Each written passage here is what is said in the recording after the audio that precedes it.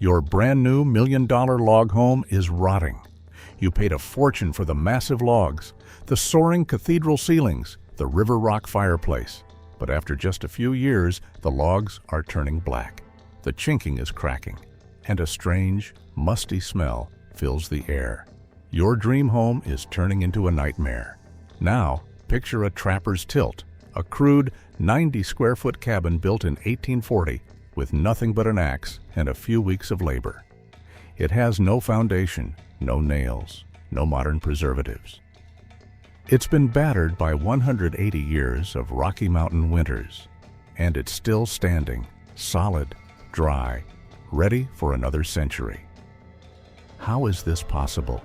What did a half-literate mountain man know about building with logs that our best modern architects and builders have forgotten? What secret knowledge allowed them to erect structures that have defied the forces of time and decay? They understood that a log cabin is not a house. It's a living organism. They knew that the key to longevity wasn't to seal it away from nature, but to create a system that could breathe, shift, and adapt. A system that worked with the forces of decay rather than fighting a losing battle against them. But this living system had a vulnerability. One mistake in the design, one flaw in the execution, and the entire structure could become a waterlogged death trap. My name is Sam, and this is Wild America. Part 1. The Myth of the Mountain Man Cabin. First, we need to destroy a myth. The image we have of the Mountain Man cabin, a sprawling two-story lodge with a massive stone fireplace and a wide, welcoming porch, is a fantasy. It's a product of Hollywood, of ski resorts, of a romanticized version of the past that has very little to do with reality. The true Mountain Man cabin, the kind of shelter that a trapper would build for himself deep in the wilderness, was a very different beast. It was small, crude, and built for one purpose and one purpose only: survival. These were not permanent homes. They were temporary outposts built along a trapline or in a winter camp. They were often no bigger than 90 square feet, just large enough for one man to sleep, eat, and process his furs. They were built quickly with a minimum of tools and a maximum of ingenuity, and they were often abandoned after a single season. The mountain man was a nomad, and his shelters reflected that reality. The most common type of mountain man cabin was the trapper's tilt. The name comes from its most distinctive feature, a single pitch or tilted roof. This was a brilliant piece of wilderness engineering. Instead of the complex two-sided gable roof that we associate with log cabins, the trapper's tilt had a simple shed-style roof that sloped from front to back. This design was not only easier to build, but it was also perfectly suited to the harsh environment of the Rocky Mountains. The pitch of the roof was created not by complex carpentry, but by the clever placement of the logs themselves. On the short side walls, the builder would place all the fat ends of the logs to the front of the cabin. This naturally created a slight upward tilt. It wasn't much of an angle, but it was enough to shed the rain and snow. And it was perfect for a sod roof, the most common type of roofing material in the treeless plains and high-altitude meadows of the West. These cabins were often built without a foundation. The first two sill logs laid directly on the ground or half buried in the earth. They were built with green, unseasoned logs, often with the bark still on, and they were built with a notching technique that would make a modern log home builder cringe. But these were not mistakes. They were deliberate choices, born of a deep understanding of the materials and the environment. They were the first clues to the forgotten knowledge that allowed these simple structures to endure. Comment: Trapper's tilt below if you've ever heard of this ingenious design. Part 2. The secret of the notch. If you ask a modern log home builder about notching, they'll talk about saddle notches, dovetail notches, and complex scribing techniques.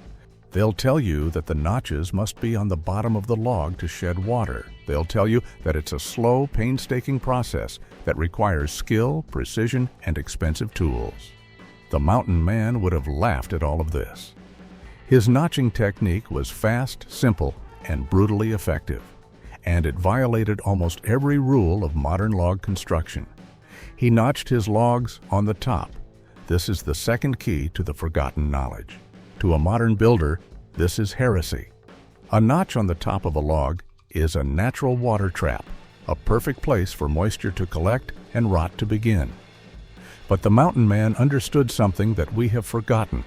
The enemy is not water, but trapped water. His entire system was designed to breathe, to allow moisture to escape.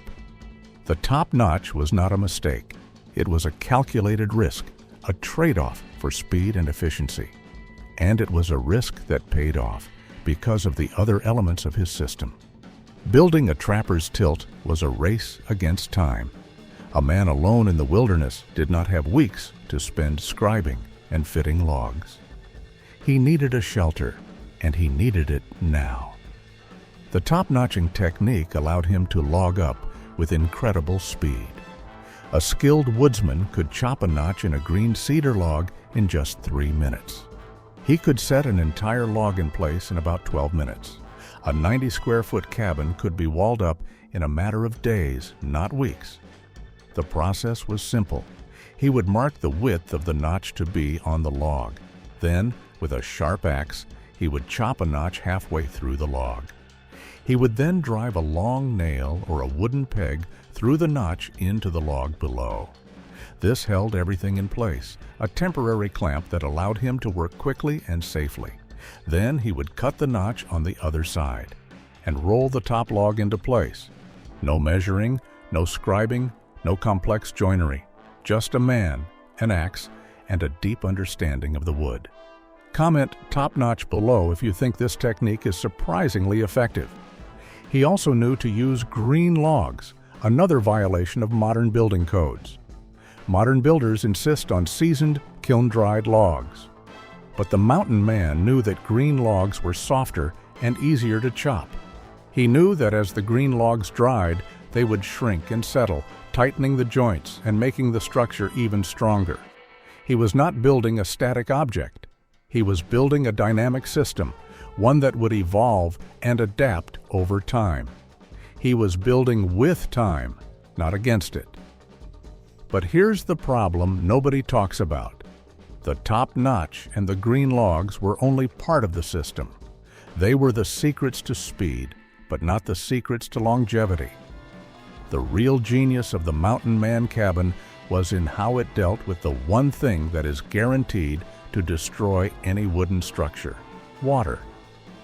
And the secret to that was not in the walls, but in the roof and the chinking. Part 3. The living, breathing skin. The roof of a trapper's tilt was a masterpiece of simplicity and function. It was a living roof, a constantly changing ecosystem of bark, sod, and moss. It was heavy, messy, and would have given a modern building inspector a heart attack. But it was also waterproof, fire-resistant, and perfectly insulated. The construction was simple. First, a layer of long, slender poles, usually tamarack, was laid across the top of the walls. These poles were cantilevered 4 feet over the front of the cabin, creating a small porch that protected the entrance from the rain and snow. Then, sheets of cedar bark were laid over the poles, overlapping like shingles. The bark was peeled in the late spring when the sap was running, and it came off the trees in large, flexible sheets. It was a natural, waterproof membrane, and it was free for the taking. But the real secret was the final layer, a thick blanket of sod, dirt, and moss. This layer was several inches thick, and it served multiple purposes. It held the bark shingles in place, protecting them from the wind. It provided a massive amount of insulation, keeping the cabin warm in the winter and cool in the summer. And most importantly, it acted as a giant sponge, absorbing rainwater and releasing it slowly, preventing it from ever reaching the logs below. The living roof was not a barrier to water. It was a system for managing it. But what about the gaps between the logs? This is where the chinking comes in. Modern chinking is a marvel of chemical engineering, a flexible, acrylic compound that seals the gaps with an impenetrable barrier. The mountain man's chinking was a bit more primitive. It was a mixture of sand, clay, and dried grass, sometimes with a little lime or animal hair thrown in for good measure. It was a recipe that varied from region to region, from builder to builder, but it had one thing in common: it was breathable. This is the third key to the forgotten knowledge. The mountain man's chinking was not designed to be a perfect, airtight seal. It was designed to be a permeable membrane, a part of the living, breathing skin of the cabin. It allowed moisture that got trapped in the logs to escape. It allowed the cabin to breathe. A modern, airtight cabin is a death trap for logs. It traps moisture inside the walls, creating a perfect environment for rot and decay. The mountain man's cabin, with its breathable chinking and its living roof, was a system that was constantly in a state of flux, constantly adapting to the changing seasons and the changing weather. It was a system that was designed to last.